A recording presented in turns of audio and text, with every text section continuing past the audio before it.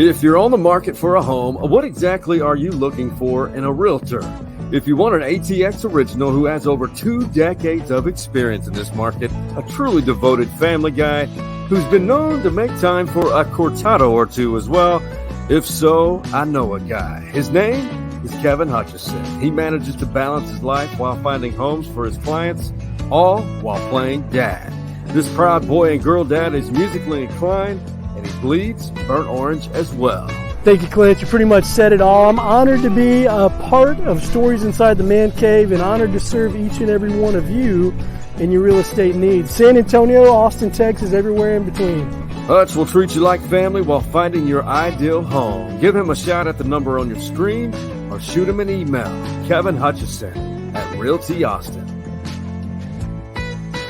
Wake your ass up or take a damn nap. And we're the 3 best friends that anybody could have. It's time.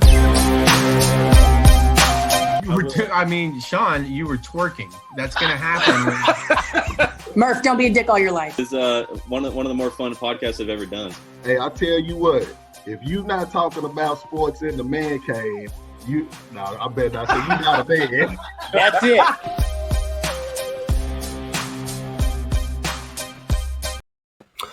Hey, we just finished perhaps one of the best. Well, in my opinion, the Masters always the best. They get better every year.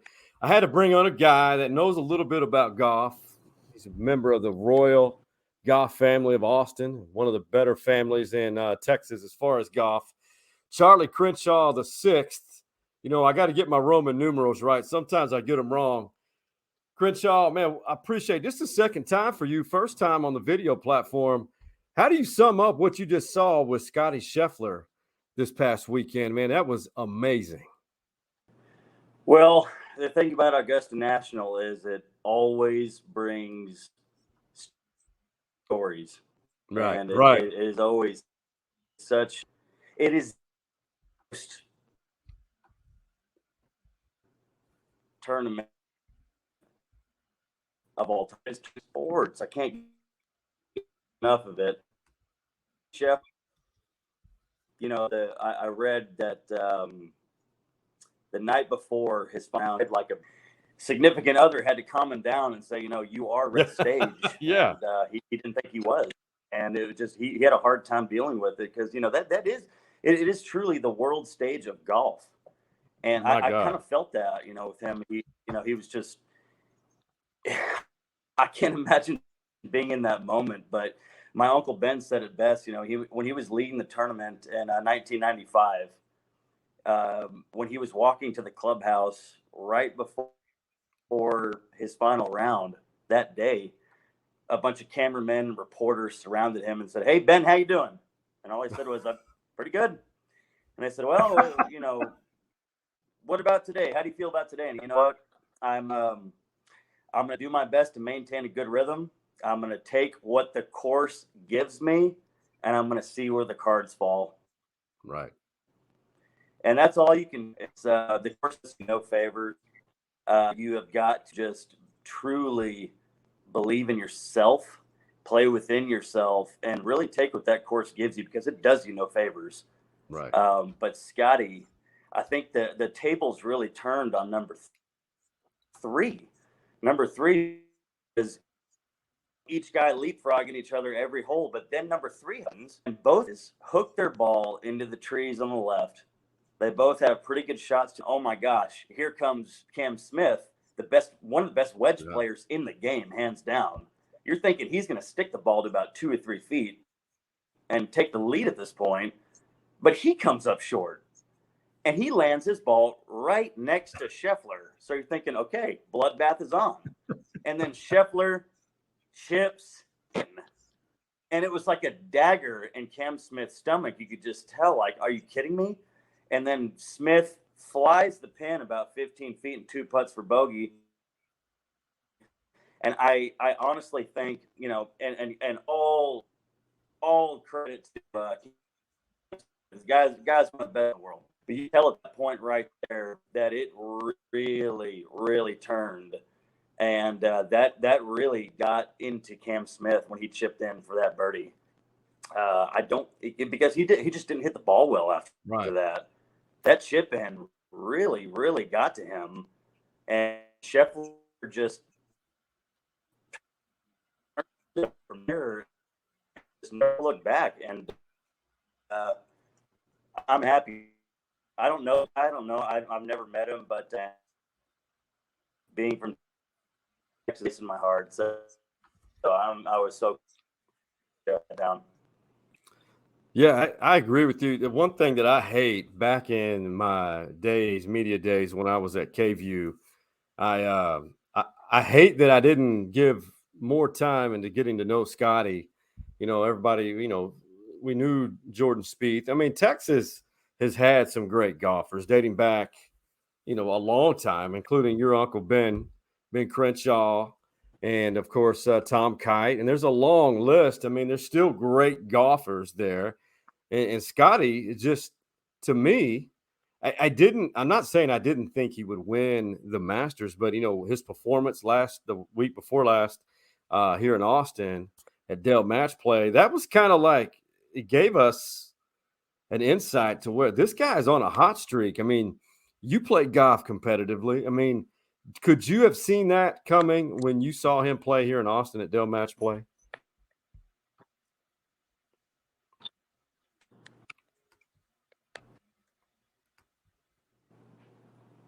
Well, I did. I mean, the guy's having a special year. That's his fourth win in 6 or 7 starts, and he played very well at the Bay Hill Invitational, obviously, and then he goes to the Dell Match Play, wins that, and then gets to world number 1. And the guy is just so humble about everything going on. It's just it's unreal.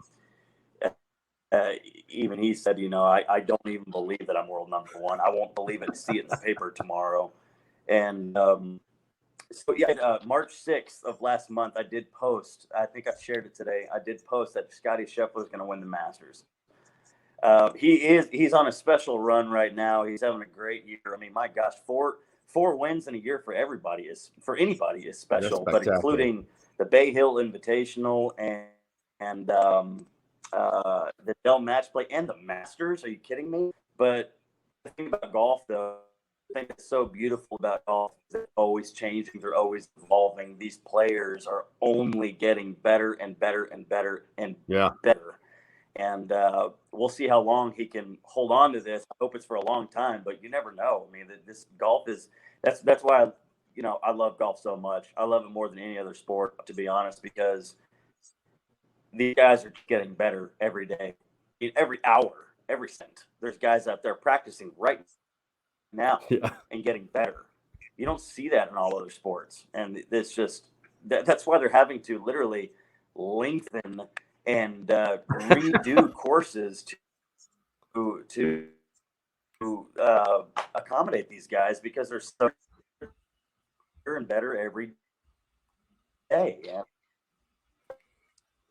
Well, to make so we'll see how long he holds on to, but I'm really happy to see a Longhorn have the number 1 spot right now. It's pretty cool. Well, C6 here knows a little bit about what he's talking about because not only have you been around the game forever, but he's also, you can tell in his title, he is the director of golf instruction at Balcones Country Club here in Austin. He and Todd Leonard, they do a wonderful job. Give them a call. I mean, literally, the course is in great shape there. But because you see these young golfers, middle age and older, I mean, they mimic guys. Have you seen anyone try to mimic Scottie yet? I mean, I know there are these weekend warrior golfers like myself who try to get out there. They mimic the current modern age golfers. Have you seen a Scheffler impersonation on the course yet? Maybe by accident. Not seen any try, basically tell me that they're trying to mold their swing based on Scottie's swing. Scottie has a really high right elbow, which if it works for him, I love it, but that is not typically something that an instructor would teach. But if it works for Scottie, I love it. But no, I haven't seen that yet. Most guys out there are really trying to mimic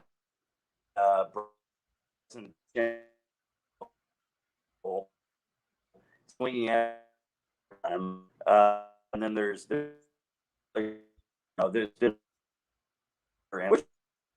I mean, Tiger Woods is such a swing, and but no, it's funny. He went to UT, and I live in Austin. I teach in Austin, but I really haven't heard many people really voicing his name right now. It's still kind of silent. But who knows what's going to happen next week? I mean, he just won the Masters, so I might see a big change in that. Who knows? Yeah. And that's the thing. And you mentioned, I mean, I think that it's gonna have the Jordan Spieth effect. A lot of people, when he went on that tear, I mean, it's kind of similar, and golf is such a mental game. But you mentioned that about how humble he is. And this is Scottie after he won the Masters, talking about playing at Augusta National. And I think this sums up what the guy's all about right here. I've dreamed of having a chance to play in this golf tournament. I teared up the first time I got my invitation in the mail. We were fortunate enough to play here in college, and I love this place. I love this golf course. And there's just, if you're going to choose a golf tournament to win, this would be the tournament I would want to win. I mean, there you go. I mean, that sums up the type of guy he is. And like you kind of mentioned, I'm not saying he didn't go to Augusta thinking that he could not win it, but it's like a kid going to a venue. Like for me, going to a football stadium that I've never been to before, I still get chills like a little kid. I mean, is that how you kind of viewed what he said? Is like, wow, I went here in college and played, but to actually play in this and have that opportunity to be on that big stage, as you mentioned, I mean, he's kind of got that boyhood. He's enamored with Augusta National. It's hard to put myself in his shoes, but I totally I get where he's coming from. It's like you, as a kid, you dream of that moment your entire life if you're a golfer. And, you every single time you're out on the practice green and you're putting balls, you always say to yourself, okay, this putt is to win the Masters. Yeah. This putt is to win the Masters. This approach to in the Masters. I don't know if everyone experiences that. I really haven't asked my uncle about that too much. My uncle played there as an amateur when he was 19 years old and got, achieved low amateur in that tournament. That does really show what kind of a humble guy Scottie Scheffler is just like, he's like a kid on this grand stage. And I think that's why he took the night before so hard and just didn't think he was ready for it. But he did say he got nothing but support from his significant other and his family, and that he did not feel calm until that first tee box final day. Whatever it may be, you're nervous, but when you finally get there and it's go time, then you feel a sense of calm. And I was glad. I was so glad to see him pull it out. I was rooting for him the entire time. It was fun watching them because it's very rare in a major. I mean, I think you and I probably in our lifetimes, we could probably count on one hand how many times somebody has going down the back nine and all they have to do is play par golf. And that for those who have played competitively, I have not, to have that ease mentally where you just need to say par and you're good. I mean, that's rare in my opinion. Yeah. Golf is the most mentally taxing sport, and it is the true test of professionals for shot location and course knowledge, but it's also execution of the shot. Just because you plan something properly doesn't mean you're going to execute the shot properly. Right. So you got to do the things. Shot at this golf, he 4-putted that last green because it's like you're that close. And you could tell by his hands, the way he's gripping that putter, his hands were doing this. They were doing this on the putter. Like he was just that shaky. And it's like, I get it. I'm not saying he's a bad putter. He's not a bad putter. He's a phenomenal putter. But in that situation, it's like, oh my gosh, I'm this close. I got to get it done. But that's what the Masters will do to you. And it's like he finally calmed down, took a deep breath, and hit the ball in the back of the cup on that fourth putt and double bogeyed it, but he still won the tournament, of course, by 3. That's it. He showed a human moment, so to speak, when I think he missed the tap in from a few feet out and just it jolted him. But I think that relaxed him somewhat because he wasn't really losing any ground. I love seeing that human side of him. I'm biased. I always think back to 1995. I was 8 years old, and I remember seeing my Uncle Ben have a 3.5-foot putt on number 18, the final round. And if he misses it, he goes into a playoff with Davis Love III. If he makes it, he wins the Masters. And everyone thinks, well, it's 3.5 feet. I mean, come on, that's a kick in. That's a gimme. No, it is not. That is like that's what we call that 3.5 feet is what we call range. Yeah. Golf. So it's nerve wracking. The next, I know we have some tournaments in between. The next major is I usually look forward to the U.S. Open, but the PGA Championship I thought was later in the year, but it's actually coming up in mid-May at Southern Hills in Tulsa, which happens to be. I had to whip out this shirt from 07, the last time it was there at Southern Hills, I believe, and it was late in the summer. I was there. I was covering it. And I swear to you, every day we went up, and this is probably why they're having it in May. It was like 110 degrees every day. Not ideal golf situation or golf weather to be walking 18 holes every day and competing. I mean, your thoughts on this in the PGA Championship, and if you were a betting man, would you put your money right now? I know he's the number 1 ranked golfer in the world, but you think Scottie is the guy that should be favored to win that one? Well, I'm not a betting man, thankfully. I've tried that. I've tried it before. Didn't have much luck, but I'll admit it. I mean, but you're right. I mean, the temperatures in May in Tulsa, Oklahoma are astronomically high. That's a given. And yeah, I get on the. I don't know. I would never count Scottie out. He's on such a tremendous tear right now that I wouldn't be surprised if he was right there in the top 3 going into the final round. But I would love to see Jordan Spieth up there. That's the last leg of the slam he has to complete. I'm dying. I'm just rooting so hard for Jordan Spieth to complete the slam. I know he wants to.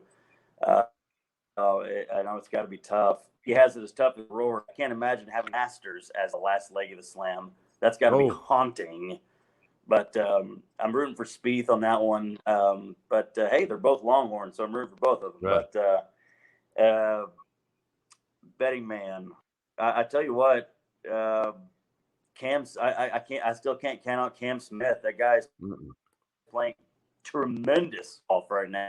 And Colin Morikawa has one of the best swings on tour. And the guy's a workhorse, and I put Morikawa right up there too.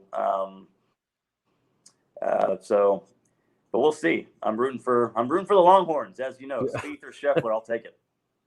Hey, and for those watching from other parts of the country, of course, Scottie's the third Texas Longhorn to win the Masters. It's him, Spieth, and of course your uncle, Ben Crenshaw.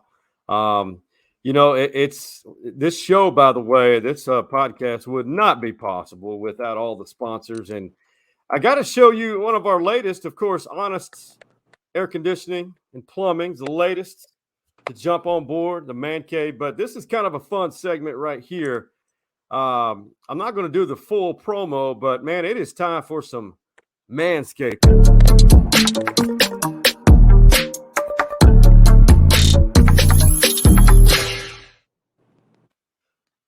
Hey, C6, I don't know if you use manscaped.com products, but I do, and I've been influenced by them. They approached this podcast as they've done quite a few in America. But my saying is, there's no significant other that wants us to resemble a German black forest below the belt. So with all the lawnmower 4.0, and all the products that manscaped.com has, and they have the shower gel now. I like to say it leaves you smelling throughout the day like sweet mahogany and pheromones. Good products. Go to manscaped.com. And when you select those products, anything you order, be sure to put in MANCAVE20 in the promo code to receive 20% off. And I don't know if you're a user of manscaped.com, but I would highly recommend it. I want to talk to your significant other about maybe putting it on your Christmas wish list for later in the year. That's, it's never a bad time to start with manscaped.com products. Are you experienced with those by any chance?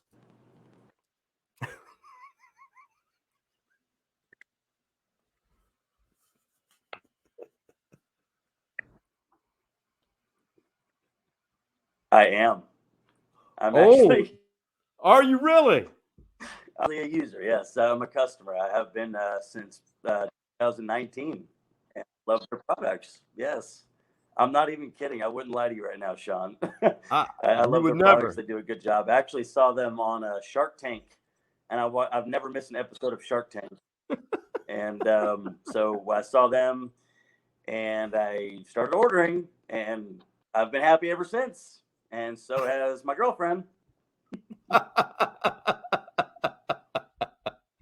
That is absolutely phenomenal. So when manscaped.com, when we post this, manscaped.com has an endorsement from the Charlie Crenshaw the sixth here in Austin, Texas, as does Stories Inside the Man Cave podcast. Man, ideal duo here promoting manscaped.com. And because we're users, we're not just paid to say it. It's authentic, organic feedback. Hey, my favorite part, usually when we wrap up the show, the Man Cave story. I love it. Oh, they're phenomenal products. The Man Cave story brought to us by Jim Saxton State Farm Insurance Agency. Yeah. The Westlake OG. Everybody knows Jimmy. He does it right, runs a good business. And for all of your insurance needs, go to SaxtonInsurance.com. And he and his staff do a phenomenal job. For example, I bought a new truck 3 or 4 weeks ago, and I needed to switch the insurance. All it took was a text. Insurance was switched in 30 minutes. That's how efficient they run. So, C6, you've done a Man Cave story before, and they're always phenomenal.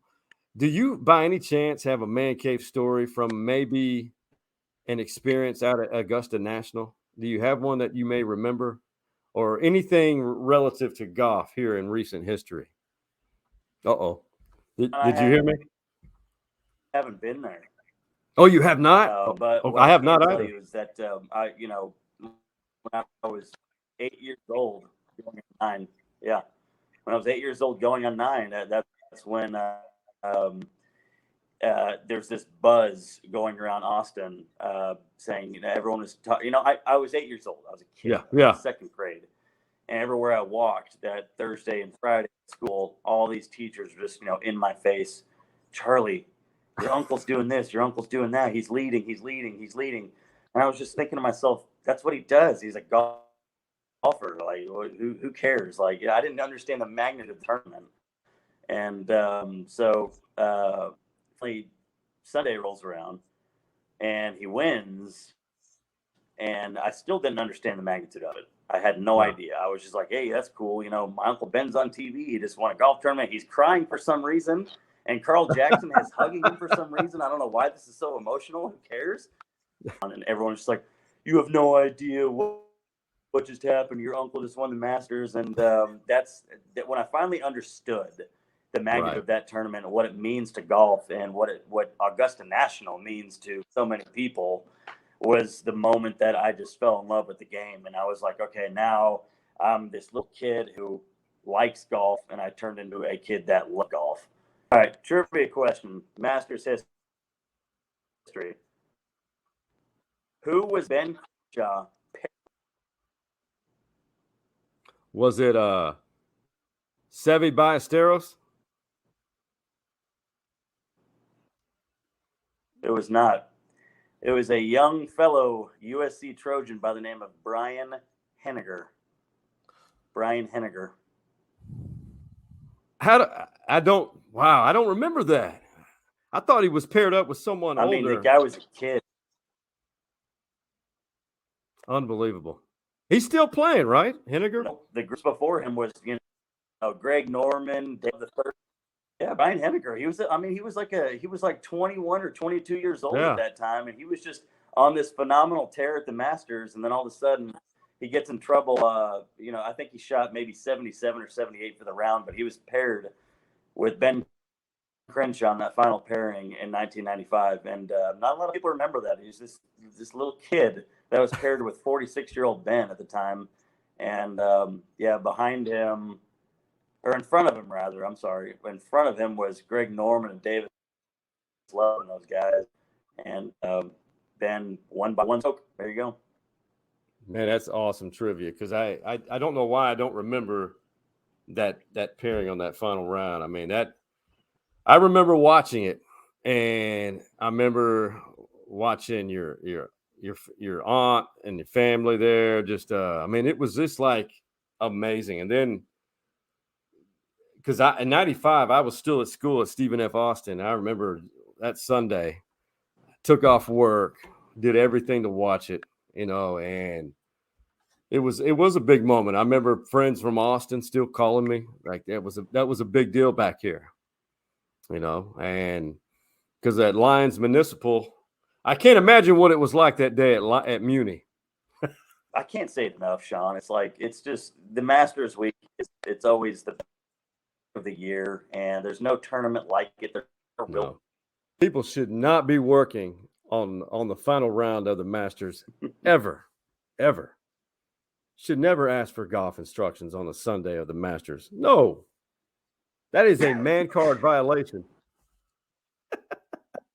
I know, but I get it. And a funny thing is, all my junior students that 17 and under, I told them this past week, I said, your assignment for me as your coach is to watch the Masters on Sunday, and I want a report from you. I want to know something you learned from it.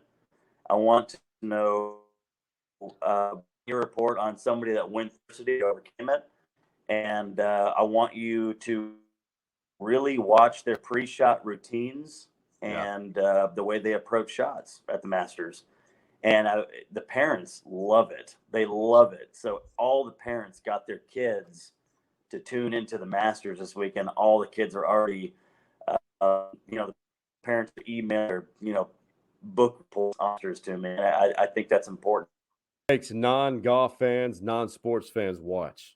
And I couldn't agree with you more. I think the Masters, Absolutely. At least on that final Sunday, it really inspires people to start playing the game of golf or pick up the clubs again if you've had a hiatus from the game. I know I have, and Lord knows my golf game needs a ton of work. I need C6 instructions. I don't know if he has enough patience for me. Oh, my God. Well, brother, it has been fun. Balcones Country Club, anytime you want, man. Come get a lesson, or let's play holes together. Yeah, 100%. I've actually been playing myself. I had to take 2.5 years off because of my spinal issues, but I actually started playing 3 weeks ago, and I've played a few rounds since then. And I have to hit the ball great right now. It's shocked. Man, I'm happy to hear that, especially after the procedure you had. I mean, it takes you away from things you love and normal life activity when you involve those spinal procedures, man. So, yeah, you heard the guy. Call Balcones Country Club, see if you can get in. C6, Charlie Crenshaw, the 6th, and Todd Leonard. If you don't know them, you need to know them both. You will receive some tremendous instruction on golf. And I'm not just saying this because we're boys. Or we've known each other a long time, he and Todd. But, man, get out there to Balcones Country Club. And C6, man, I appreciate you doing this, man, on the episode 130. It's always fun to talk golf with you. And, of course, even better when we talk the Masters. Sean, you know, I've said this before. Anytime you want to talk to me via show, via text, via person, chickies and beer, we still need to do that. You let me know. Yes, we do. You come out and love having you as a friend, brother. And 100%. I love the work you do, man. Hey, man, I appreciate you, man. You do a lot yourself. You just don't realize it. But, Yes, man, sir. it is an honor. Honor. It's always a better day with Charlie Crenshaw VI in it.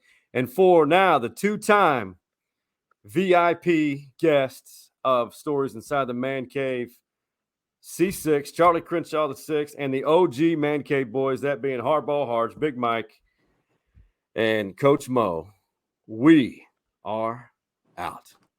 You see the drippy, I'm fitted up. Hop in my car and the giddy up.